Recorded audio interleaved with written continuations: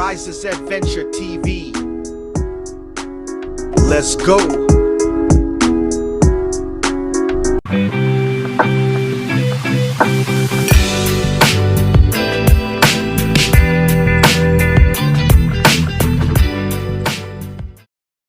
Konnichiwa minasang!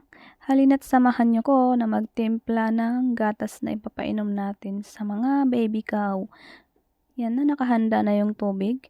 Nilagyan ko na rin ng vitamin at lalagyan ko na ngayon ng powdered milk.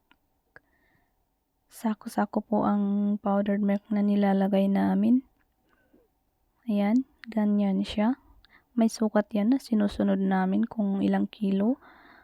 At yun ang nilalagay ko. Kinulang nga yung isang sako at kaya kailangan ko na ring magbukas ng isa pa.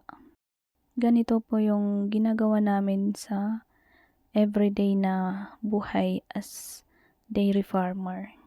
Hindi lang po sa milking ang trabaho namin, kundi pati na rin dito sa pag-aalaga ng mga baby cow. Kaya yan, no choice tayo. Kailangan nating magganbatte sa trabaho.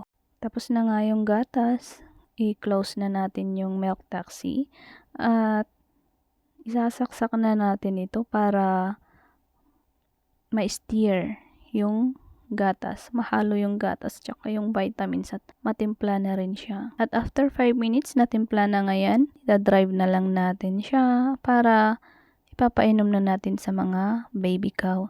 Naka-ready na rin ang mga bucket dyan na gagamitin nila sa pag-inom. Bababa ko na lang at saka na lang lalagyan. Ayun, makikita mo na gutom na yung mga baka eh. So, ayan, after nating malagyan, todo sup-sup na sila kasi nga gutom ng mga yan. Malamig nga pala yung panahon nung kinuha ko itong video na to. Kaya ayun, may naka-jacket na isa. Ito siya, oh. Giniginaw daw iyan. Kasi nga, may sakit ata. Kaya, dinamitan siya.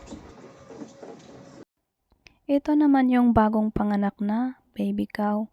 Kailangan padidiin muna natin sa bottle para matrain siya. Saka na lang natin ipapagamit sa kanya yung ginamit natin sa mga baka kanina na una nating pinainom. Ganito po yung ginagawa namin sa mga bagong panganak. Tinitrain muna namin siya.